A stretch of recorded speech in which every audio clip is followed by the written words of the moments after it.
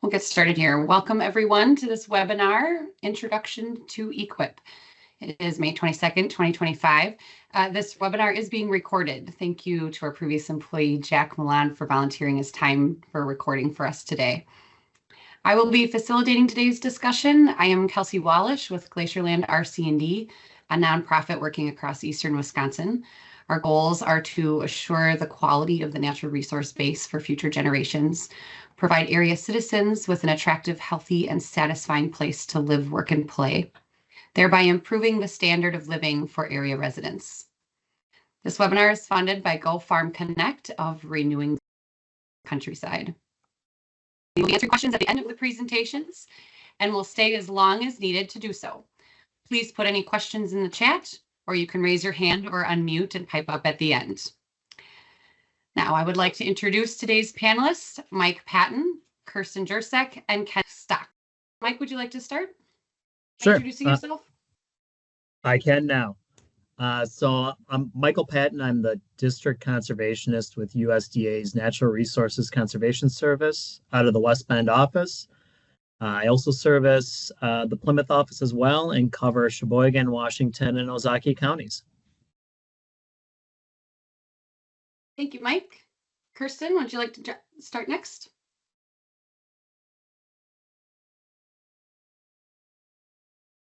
Hi, everyone. I'm Kirsten Jursek, and I'm a technical service provider. I'm a grazing educator and planner for Glacierland RC&D. My technical service provider certificate is from the NRCS and allows me to write grazing plans for producers that would like to go through the NRCS EQIP program for cost share to build the infrastructure necessary for their grazing plans.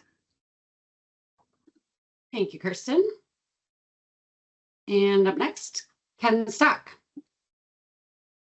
Hello, my name is Ken Stock. I'm a new farmer in southeast Wisconsin, Jefferson County. We're located just outside Sullivan. My wife and I have been doing this for 4 or 5 years, and we were guided through the EQIP process by Kirsten and Glacierland staff. So we're can be used as an example for our little success story using Glacierland and the EQIP process. Thank you, Ken. As we usually see in a lot of government processes, we will see a lot of acronyms. So I want to quickly go through a few that we will be talking about today. The USDA is the United States Department of Agriculture. As Mike Patton was discussing, that part of that USDA is the NRCS, or the Natural Resource Conservation Service. You will also hear about FSA, or the Farm Service Agency, oftentimes in the same building as your local NRCS offices. And we'll, of course, be talking about EQIP, or the Environmental Quality Incentives Program. And we may also discuss ERP, or the Emergency Relief Program. So first, we will start with Ken. How did you get started on your EQIP journey, and in which office? Yeah, so funny enough, when I say new farmer, Molly and I are brand new. We're first generation farmers. We had no idea what we were doing. We had some goals in mind. We knew we wanted to rotationally graze. We knew we wanted to have a regenerative farm with multiple types of livestock. So we built a perimeter fence and we started getting some sheep, and we were off to the races, or so we thought. And funny enough, I bumped into Kirsten at a pasture walk sponsored by Glacierland in Waukesha County. And I met Kirsten there, and she's like, "Okay, hold on. You know, we need to connect. I think we can help you out. I think we can kind of, organize your chaos a little bit and maybe find some cost share along the way." So really, I got involved with EQIP or found out about EQIP through Kirsten initially, and then we did end up going through the Jefferson NRCS office. Great. And what was your application process like? You know, nothing too terrible. It is a little bit of a confusing process because really you kind of only do it once, and you don't get to kind of maybe learn all the tips and tricks. But Kirsten was with us every step of the way. Anything that needed to be filled out, she guided us through and had great suggestions. Again, we had some goals that we wanted to accomplish, and she just made sure that our plan worked for us. And we put everything in the application and sent it off to Zach and his staff in Jefferson, and it went fine. Great. And So that was in the NRCS office, it sounds like. Yep. Yeah, the Did formal you- application got sent through the NRCS office, but Kirsten helped fill out the paperwork along the way. I think we probably sat at my kitchen table for most of it and really went through and made sure we understood the entire application and what we were hoping to get into. And were you involved with the FSA office at all for any of this to get started? Honestly, I didn't even know those offices existed until I met Kirsten. So I really didn't. I kind of learned everything all at once. Guided by Glacierland, honestly. Yeah. Okay, great. Mike, we're going to switch to you. Sounds good. From the NRCS's perspective, what is the purpose of EQIP? So the purpose of the Environmental Quality Incentives Program is really a twofold process. It's really guided by the landowner or land manager's goals and objectives, what they see as the concerns on their parcel. Like Ken was mentioning, he wanted to start up a grazing farm and he was a beginning farmer. And so in a lot of cases, what happens is we'll meet with those producers who have those goals and objectives. And we go through the inventory process. And at the end, we determine that there's a natural resource concern. And that can be a little bit heavy in when we say resource concerns, but what we're really talking about in a simplified version is there a soil quality issue, degradation? Is there a wildlife issues? You want to improve wildlife? Is there a water quality, whether it be infiltration or runoff? So those are the type of things on a farm or an operation that from NRCS we look at and how we're addressing those concerns on your property by implementing conservation programs and the cost share portion of the Environmental Quality Incentives Program. And so who and where is eligible for those cost share programs? So from USDA or NRCS's perspective, everybody's initially eligible, right? So, we have a lot of people that will call us. We have a lot of people that'll email us, a lot of people that might hear about our agency. And so what we like to do, like Kristen did, is just to get to know the land manager, the landowner, and work through the application process. And so we'll work with you to determine eligibility in filling out the application. But realistically, what I mentioned is we have to have a natural resource concern. So obviously we're going to come out to the farm and listen to what your concerns and objectives are.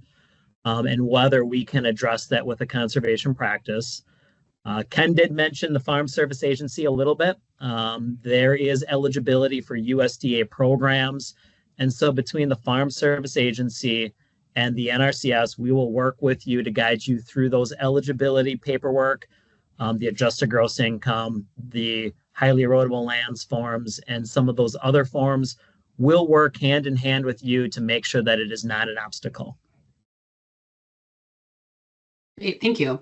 I've also heard the term HU. What does that mean during your application process? Yep. So on page 2 of the EQIP application, you'll see HU. And what that stands for is historically underserved.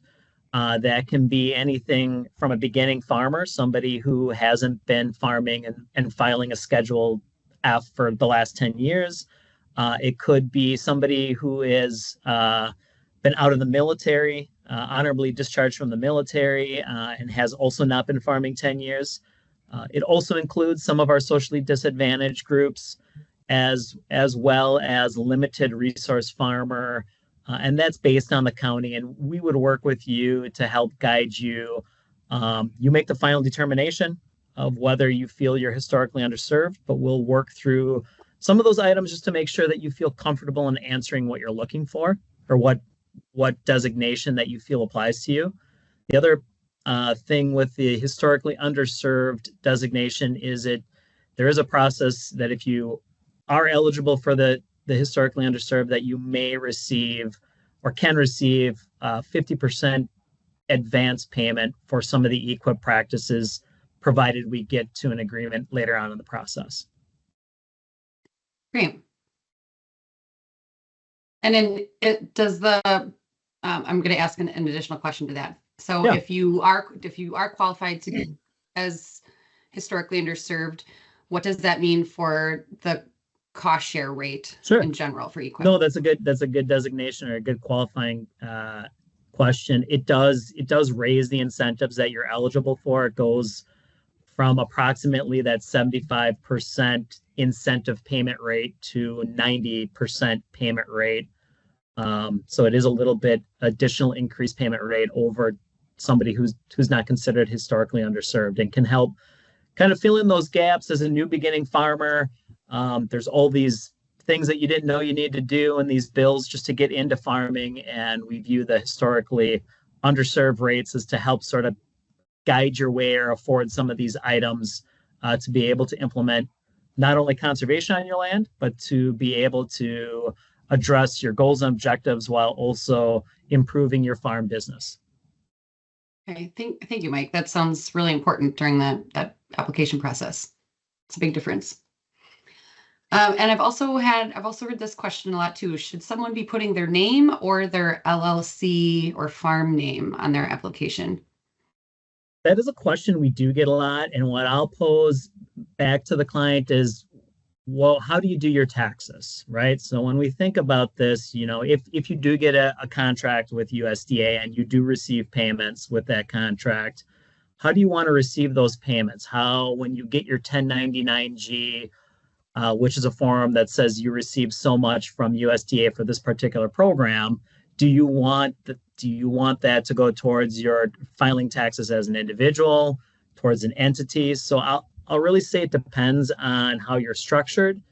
But what we'd like to do is set it up that works best for you. It doesn't make any difference to us as long as it works best for you and your business. And we'll guide you through the process of whether it's an individual application or the LLC. Okay, that makes sense. Kirsten, we're jumping to you next. What does the grazing planning process look like?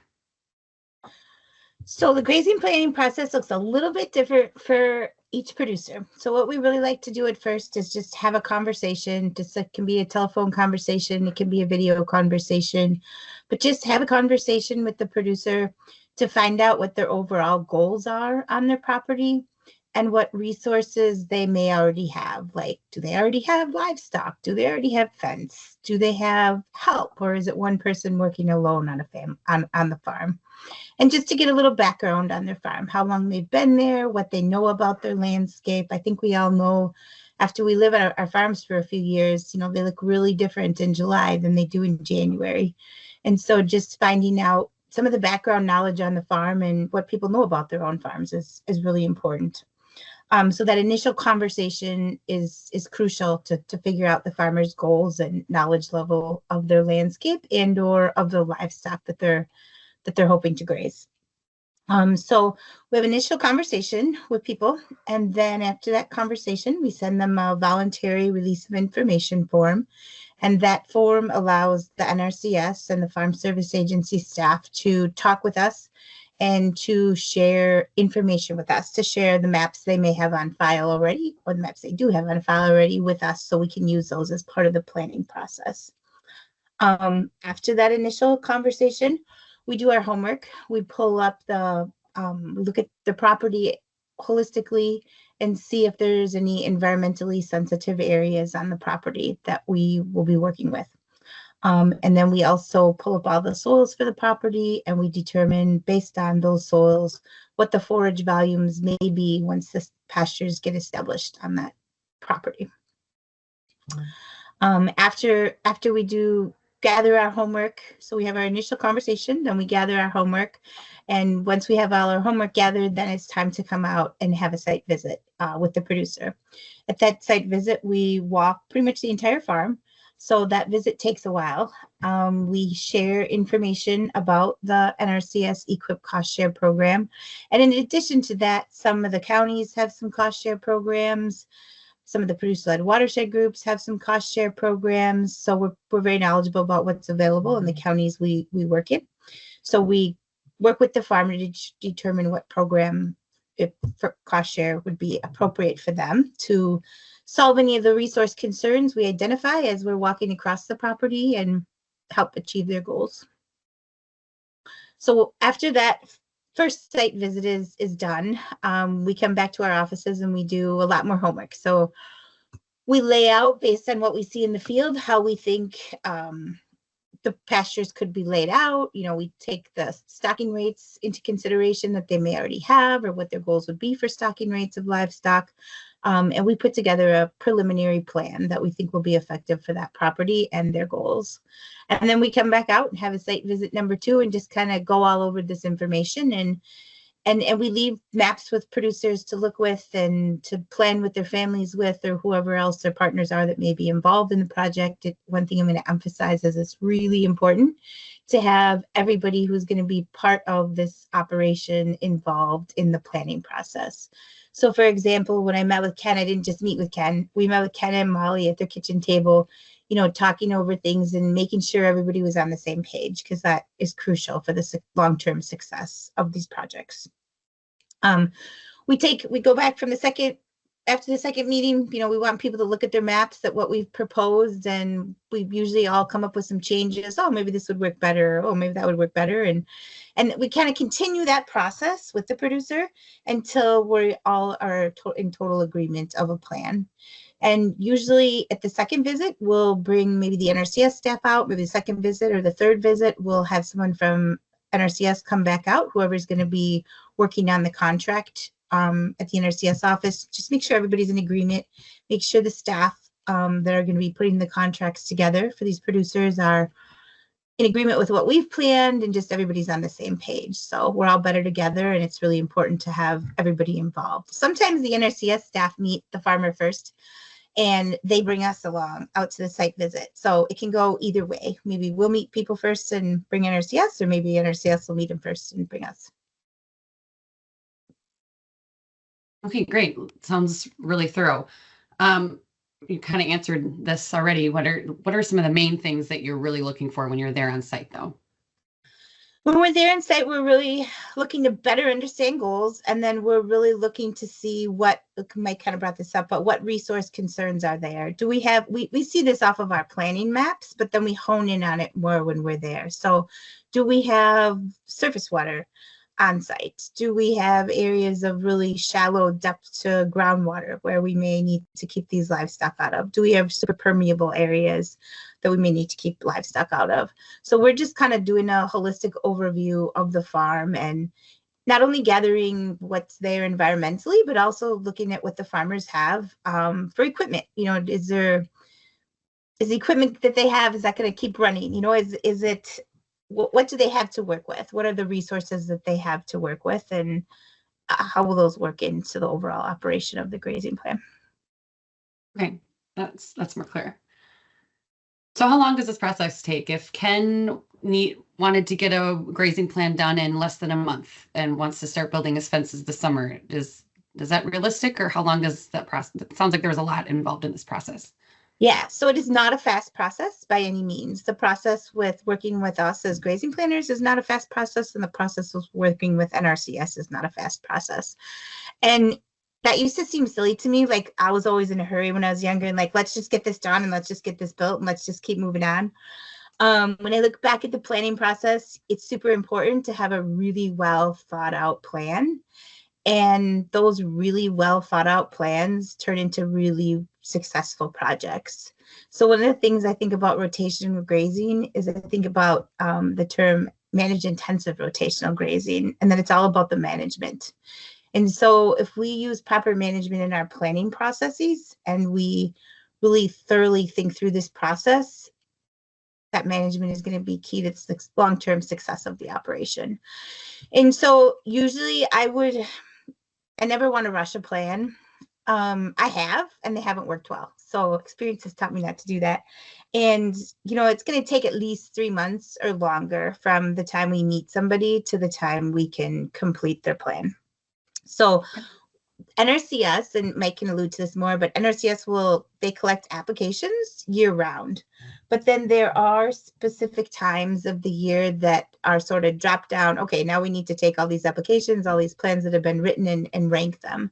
And so usually by about, our goal is to have any grazing plans we were working on for the year completed by November 1st so that there's time to do the proper planning on NRCS's end. So that really means we need to be working on people's plans by July or August to be able to get them done by November 1st. I really want people to see the map of their farm on the refrigerator for 3 weeks before we decide to finalize that map and complete the plan. Okay. I think that answers my next question too, of some deadlines to the process. And I'm, as you said, I think Mike might talk about that more too. Mike, we'll jump back to you again. So I hear this term a lot in the EQIP process. Mm-hmm. It's here practice a lot. What is a practice exactly? So a practice to us is like, let's say a tractor on your farm has a bunch of different parts, right? As a parts number, and you put the parts together and it creates the tractor, and when you maintain it, it runs smoothly. And so for us in our agency, we look at it as a practice as something as simple as a fence. So a fence is a practice. And if you're going to have animals grazing, well, you're going to need something to graze them on. So you need hayland and pasture planting, and that's a practice. And well, if they're going to be out on pasture all day in June and July, they're going to need water. So the watering line's a practice. And when we look at adding all those practices up, especially in the grazing system, it's single practices, but they create the system that's needed. So, you're right, Kelsey, you'll hear us refer to the practice, but it's the different things that go together that are needed to make this grazing plan function well. And that plan that's on your refrigerator for 3 weeks, as you think about how you're going to cycle your animals through there, it's important to think about how those practices, fence, water lines, are laid out for how you manage your farm, what makes the most sense to you. So a practice could be more than just, the grazing practices themselves. Sometimes we'll work with producers that are interested in doing a tree planting or a pollinator planting for monarchs. So we've got 300 and some odd practices, and those are just different conservation systems and managements that help improve conservation or efficiency or business planning on your land that does address that natural resource concern that Kristen talked about assessing. Okay, that makes perfect sense. So there's other practices within EQIP that are not just for grazing. It sounds like there's a ton of them. Okay. And really, when you're looking at it for your operation, taking that step back, like Kirsten mentioned, I too at one time was younger and wanted to get things done right now. And as I've looked back at past Mike, young Mike, and think about some of the things that I worked with producers to rush along the way, they weren't as successful as a lot of the things that I'm doing today. We're taking our time, we're measuring twice. And so maybe the priority is getting a grazing system going. And then as you diversify your grazing system, maybe you want to add a CSA, so a high tunnel and micro irrigation, or planting additional pastures or additional hayland so you can make hay off of it, or expanding your pastures. So there's a number of different things that we have that, depending on what your goals and objectives are, we can tease out what that practice is and work with you to try to implement it according to your goals and objectives, and that also meet our standards as well. Okay, so to sort of clarify, so say Ken was already within the EQIP process for something like cover crops on a different field, and is now interested in grazing maybe closer to the home farm. Can he start then, with being that it sounds like the grazing process is a little bit longer, can he be doing that at the same time?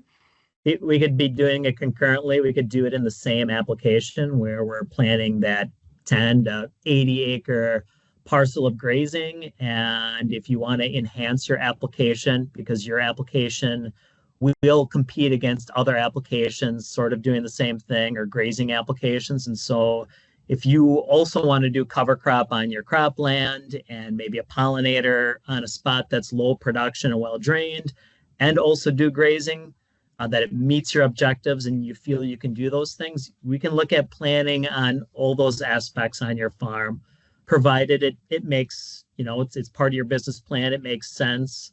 And it's something that you want to progressively implement with that plan. But you could apply for cover crops last year and get an agreement, and then this year you could apply today for a grazing application and start that process with Kirsten, Kelsey, myself, or an NRCS counterpart, and work towards that planning process for the upcoming 2026 EQIP funds for next year.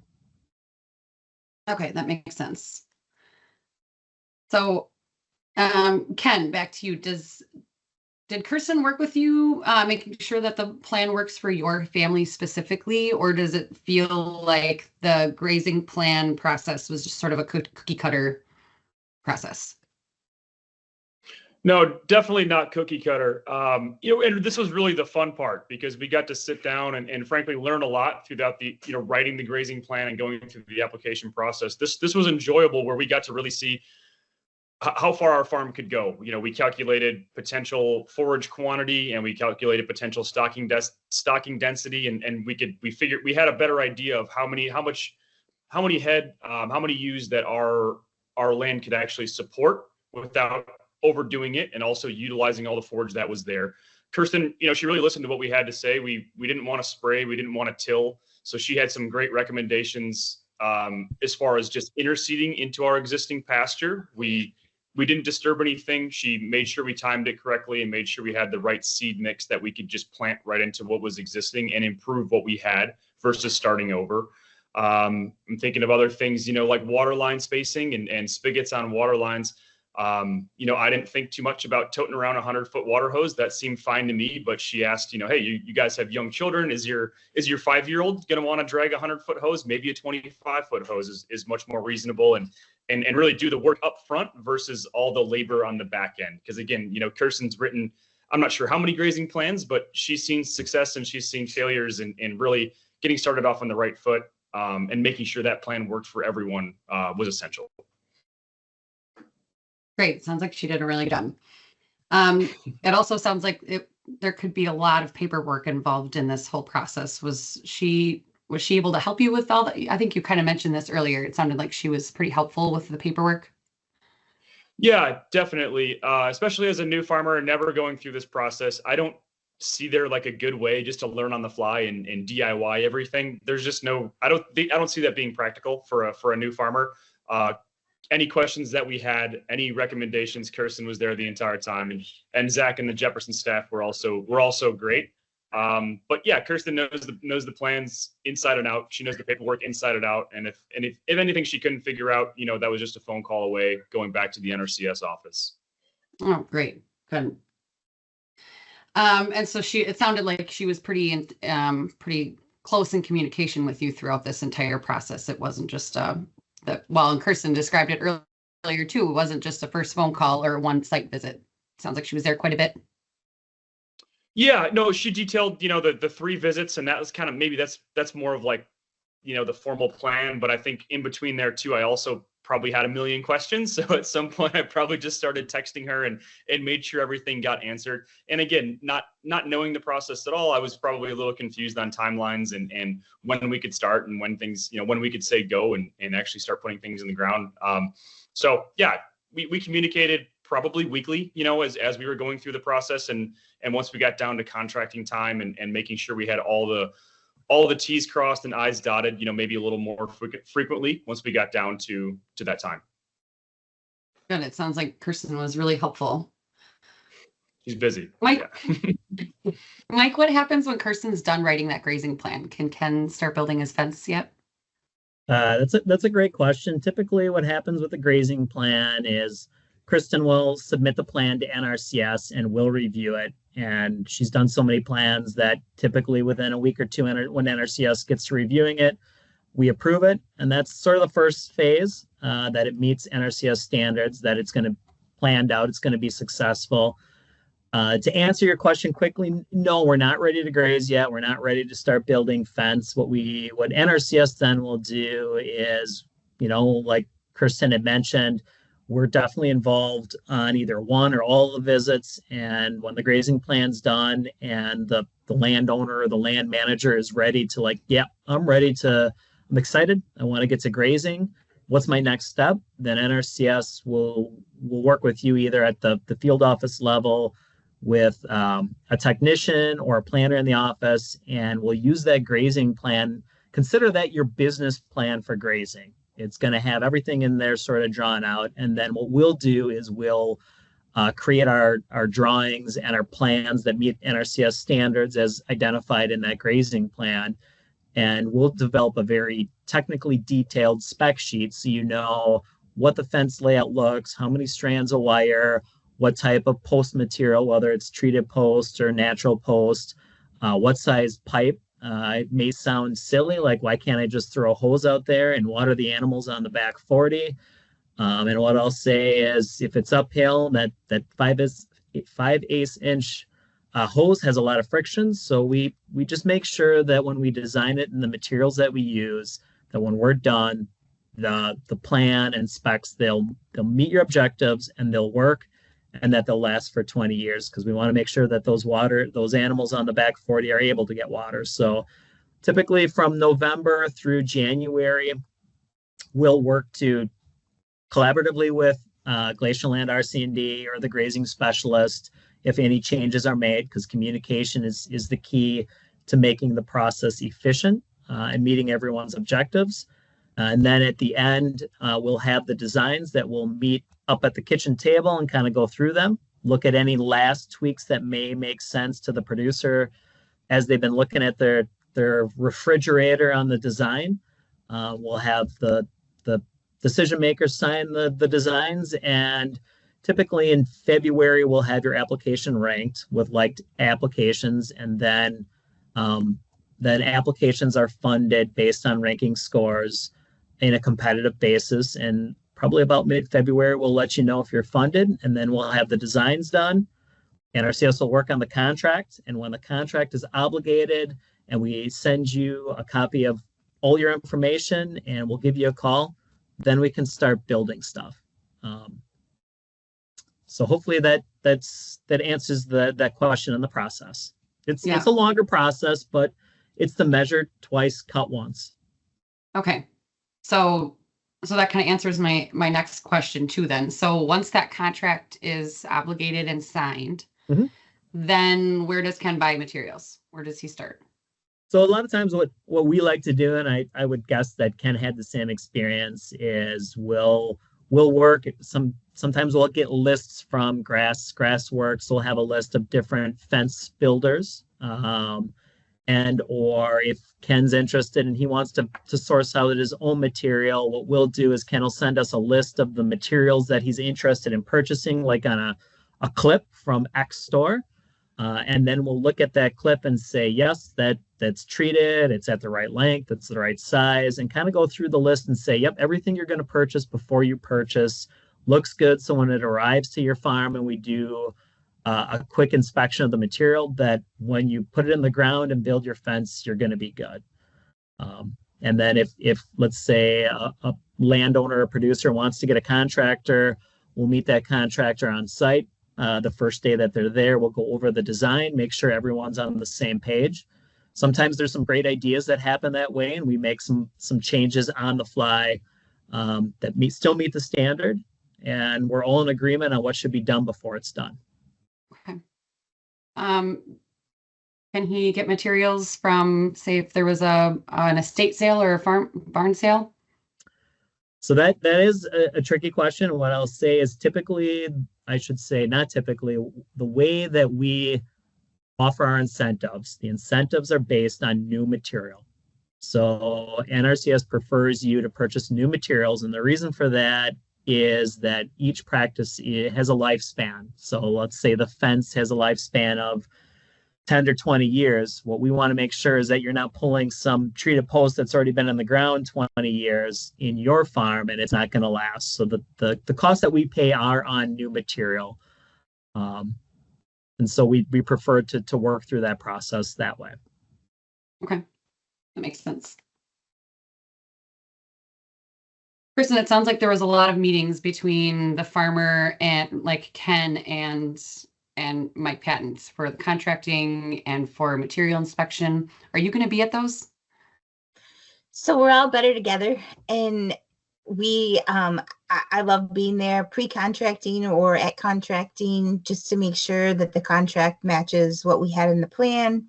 And then also, we don't know what we don't know until we experience it. And so there's a lot of questions that maybe I've heard other people ask during their EQIP contract signing that I may ask NRCS on the producer's behalf, just so everybody's on the same page. So some of the NRCS staff are very, very experienced, and they may forget to, bring up minor details that are super important, like make sure you always call Digger's hotline before you do this step.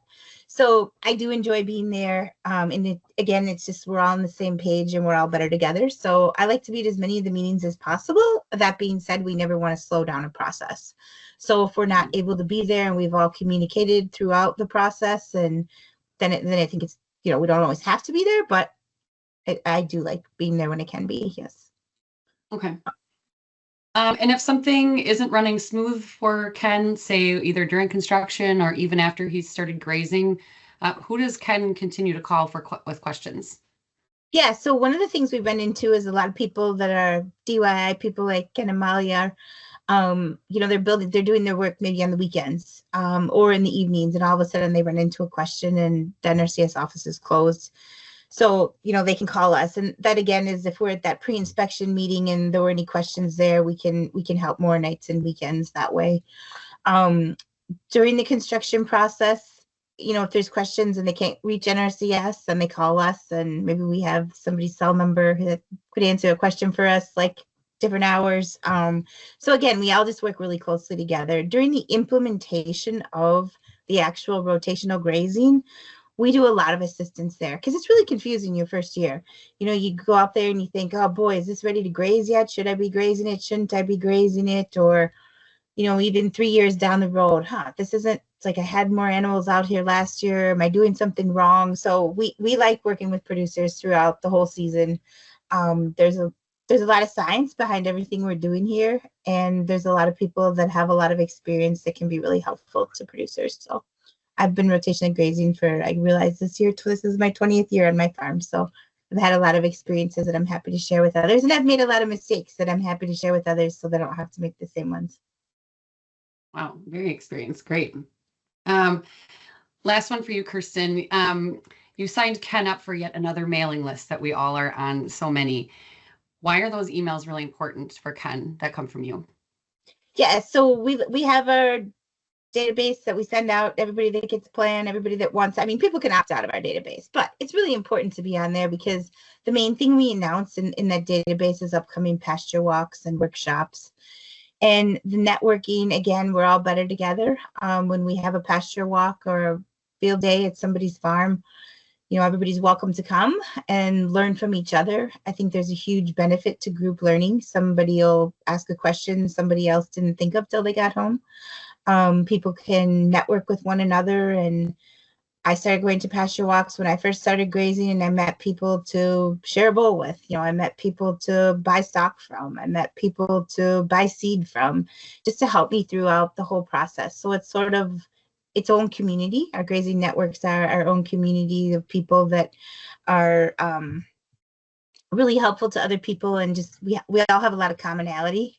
I feel like, since we're all rotational grazers, and it's just a very helpful community. So we welcome everybody to come to all our pasture walks they can get to, and we do try to vary them through time of day, and so people with different schedules can get there. Great. Yeah, just to add to that too. That's the pasture walks and these events. That's really where I learned about everything. Learned about EQIP, learned about Glacierland, and I'm not the only one. Another member of our producer-led group, same thing. He didn't even know what polywire was until he came to a pasture walk, and he's like, "Holy cow, we have a lot to learn." And he's got a very similar story to us. So great. So Ken, how did that contracting process work from your perspective? It sounds like there was a lot of information at some of these meetings. How did that go for you? Yeah, really, all in all, it went fine. Sure, you get assigned, 50 sheets of paper and you don't know, there's a lot to it, but that's fine. It really, at that point, it was no sweat. We felt really comfortable with our plan. We didn't really anticipate any issues. We'd run through the process. Again, our map was on a refrigerator for a couple of weeks. We knew what we were getting into. we didn't feel the need to change anything. The only thing we added to the contract, I had questions around a specific type of fence system. So we wanted to make sure that was going to be approved by NRCS prior to signing the contract. So we ran that through the chain and made sure we even like stapled, information regarding that specific system and sent that up with the contract. So I feel like we solved a lot of the problems before we even signed anything. So overall, the contracting process was very smooth. Great. How did implementation go? Building your fences. Yeah, here's where it's the actual get down to business part. So again, we DIY'd most everything on the farm. We brought in an excavator and somebody to run it to put in some of the deep buried water lines, but we actually put our other water lines in and put our fences in. So I like to say it was enjoyable. You got to get out there and get dirty and really set the farm up for success and really see everything come to life. So it was, I would say it was uneventful for the most part. We didn't have any major hiccups. We didn't have anything that I feel like we just put our plan in the ground. We didn't change anything. Everything that we planned for, we installed. We didn't make any major changes. And again, if there were any questions, Kirsten was a great resource, and same with Zach and Jefferson. Any questions that did arise, we got smoothed over before we made any issues. Right. I'm going to jump in really quick. And I'm just going to say it's really cool that Ken and Molly built their fence together, and they're so married. So. Yeah. Well, it sounds like that long extended planning process and all the paperwork, it might have turned out for the best. It was probably a good tool that you're well prepared, I'm sure. Yeah, like Mike was saying, it's kind of the measure twice, cut once. Yeah, exactly. Yeah. So as a whole, with all of that process that you went through, do you think that was a valuable tool to achieve your conservation goals on your farm? Oh, without a doubt. I mean, again, we knew we wanted to graze. We never anticipated being able to accomplish our conservation goals, our farming goals nearly as quickly without EQIP. Just looking at the cost of everything and looking at, timeline, we figured this was going to be a multi-year process if everything was just going to be paid out of pocket or tried to cash flow from our flock of sheep and the farm. So it really, I'd love to say that, we would have done the same thing, whether we got cost share or not, but cost share really just expedited everything. And we're able to, start building soil sooner. We're able to start managing our animals appropriately sooner, using that EQIP as a tool. So definitely extremely valuable. Yeah, it was a great process, start to finish. And we can really, now that we're going into, I guess, year 5 here, we've had our plan in the ground for a full 2.5 years or so. You can really kind of see the fruits of your labor, and it's a great process. Oh, awesome. Happy for you guys. Okay, Thanks. Now we'll open it up to questions. If anybody wants to unmute themselves and pipe up, or if anyone has anything in the chat, I guess let me see. I don't think I got anything in the chat yet. Thank you all to our 3 speakers too. This was very, I know there's a lot that happens in this multi-step process, but you guys made it really clear. One question in the chat: are there special funding pools for HU or special livestock pools that will increase your chances for ranking? Sure, I can answer that. So there's a couple different opportunities, funding pools. One of them is at the local work group level. So like a county-based or a multi-county based area, like in my area, it's Fond du Lac, Sheboygan, Washington, Ozaukee, Dodge, right? So any grazing application that gets submitted, producers, participants kind of compete with producers in that level of area. So that's one funding pool. The other funding pool is a beginning farmer funding pool. So that's a separate set of funds that producers can also participate and rank towards. And then there's also a historically underserved pool. I believe there's another pool that at the local field office, we sort of manage all those pools so that you as an applicant, you don't have to worry about that. What we do is we have our sort of list of practices, and based on your application, of all the different pots and pools that your application can rank in, to try to give you as many chances and as many opportunities as funding that are applicable. Okay. There's another question here. What does a grazing plan look like if you already have everything in place, like cattle, fence, and water, and if you're already grazing them? It sounds like if someone wanted to do sort of an update or make some changes or improvements to an existing grazing plan. Yes, I can jump in and into that. So we would still come out. We would do a thorough inspection. We would document what you had, and we would see if there's any other resource concerns there that need to be solved. So, for example, new this year, maybe you have a goal of providing habitat for grassland birds, and you'd like to know how many acres of pasture you should leave undisturbed during the grassland bird nesting season of April 15th to August 1st, so we could help you with things like that. And or if maybe it's a very old system and your fences are no longer functional, so now you'd like a new plan to make your system functional again, that's something we can help with too. So again, we would still come out and assess things. Maybe your pastures need to be interseeded. Mike kind of alluded to before for NRCS EQIP cost sharing. It's a very competitive process, and the more practices that we put in there, they may rank you higher for cost share, but that doesn't mean that there isn't maybe some local cost share that's available. So for example, in Jefferson County, we have the Rock River Regenerative Grazers that have a little bit of cost share, so we can help do things there. So you have my contact information there. This might be an easier question just to answer one-on-one. You're welcome to give me a call and we can talk. Great. Thank you, Kirsten. This might be opening a can of worms, and I know we're getting close to the end of our time. I don't know who would be able to answer this one very well, but what does EQIP funding look like over the next 1 to 3 years with recent federal funding cuts and cost trimming? I think we can all fairly say we don't know. Okay. I think that's fair to say. I think what I'll say from a local field office perspective, we are committed to our customers, which are you, the public, as I know Kirsten and Glacial Land are as well. And again, good planning. Always, it takes a little bit of time to plan. And since we don't know what funding's going to be out there, we don't know what the farm bill looks like, but view that grazing plan as a good business plan. There might be opportunities with the county, and at least we can always submit your application, even if funding is, we'll say, maybe not as robust as it has been in the past. You don't know if you don't go through the process and you don't apply, and you could be pleasantly surprised in how it is able to impact your business and your family by being able to take that opportunity through the EQIP program, as well as the glacial land specialists. Thank you, Mike. How are EQIP funds distributed across the state? Equal distributions by county? Is there any consideration for more funding in areas with more environmental concerns like impaired waters or shallow groundwater? Yes and yes, sort of.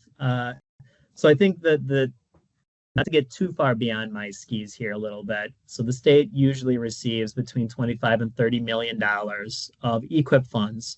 Some of those funds are very targeted. Some of the funds are specifically targeted to the Great Lakes area. So we're talking along Lake Michigan, Green Lake, up towards the Bay of Green Bay.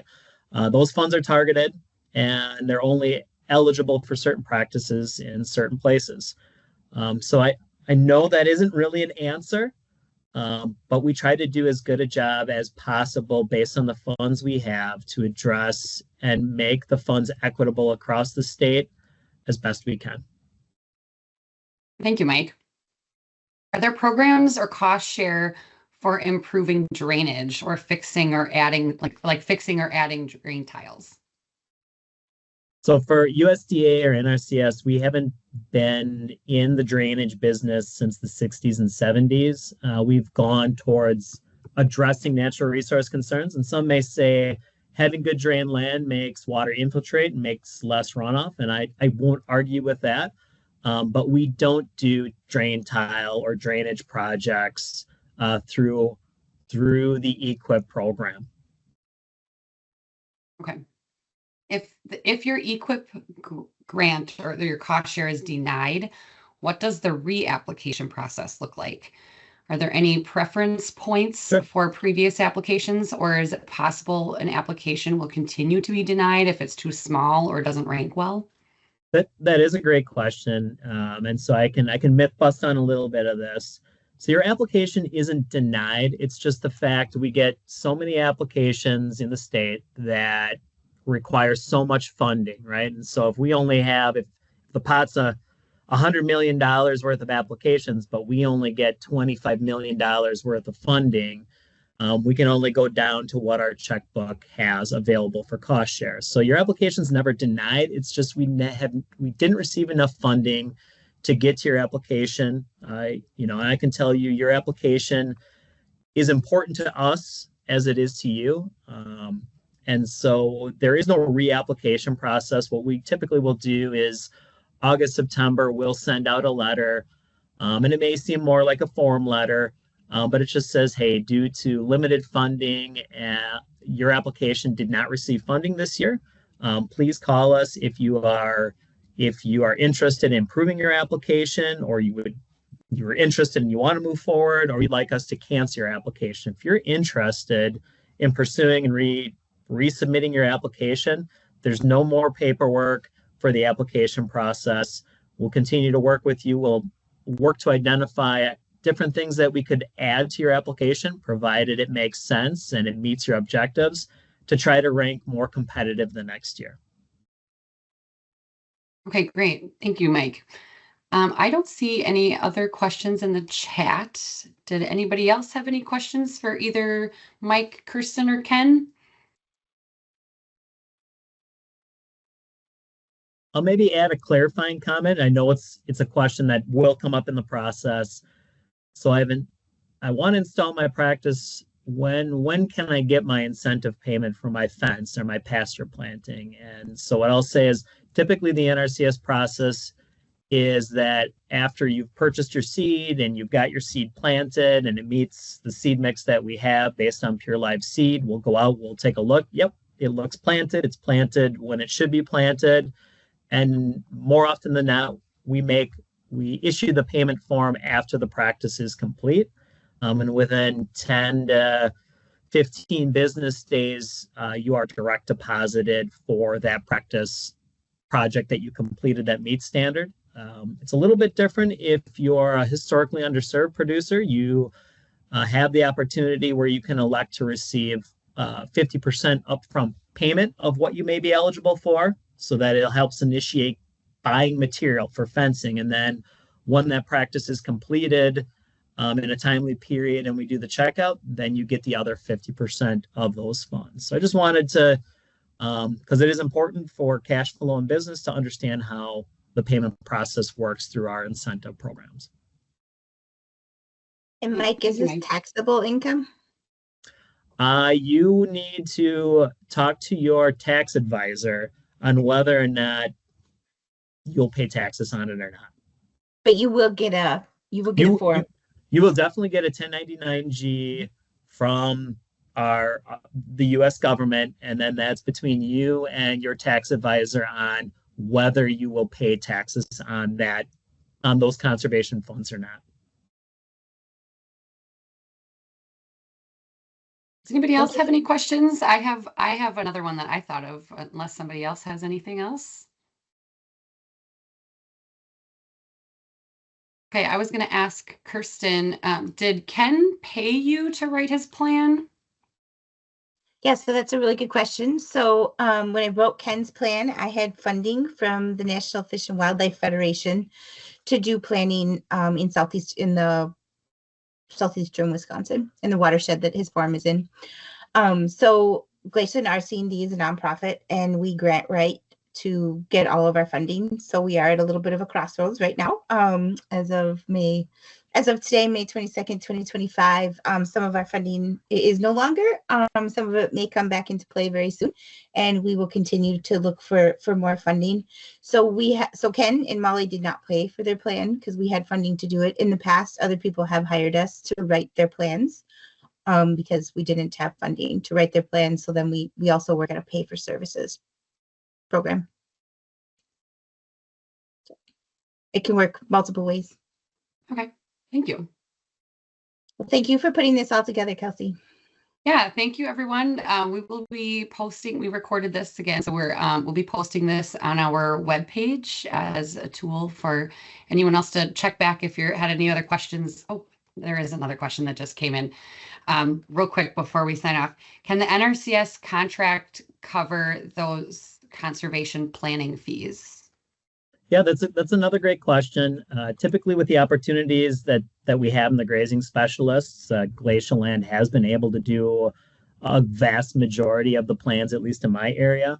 But we do have, we'll say, another practice incentive to have somebody write the plan. And so, again, it would be the same application. You would apply to get funding to be able to allocate funds to be able to hire a grazing specialist. Once you get the contract, then you would reach out to the individual that's qualified that can write the plan. And then when the plan's complete, then you'd submit it to NRCS, we would review it, and then make the payment for the grazing plan. We do have our set fees or set cost shares. And that's where that conversation of what it's going to cost versus what you're going to get, and then what amount you may pay out of pocket. Those are all some of the things behind the scenes that we would talk about if you were looking to apply for funding for the plan. Great, thank you, Mike. Mm-hmm. Okay, it looks like that's all of our questions. Thank you all for joining us. Again, we'll be putting this on our Facebook page as a tool if you wanted to revisit some of the points we discussed today. Other than that, this was a very valuable tool. Thank you all to our speakers again, and have a great Memorial Day weekend, everyone.